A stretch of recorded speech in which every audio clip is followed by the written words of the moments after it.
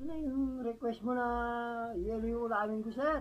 Bigyan mo ako ng 300, sir. At yung kanin, sir. Ito yung yelo na request mo, sir. Bubuo pa yan, sir. Ano, sir, oh. Oh. Sir. Ito yung request mo, sir. Sa 300 mo, sir.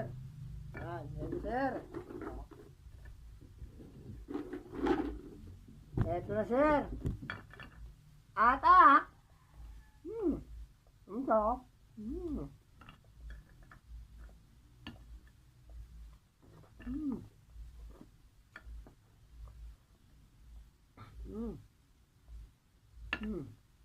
Lamig pa, sir. Sir. Hmm. Sir, ayan, sir. Hmm.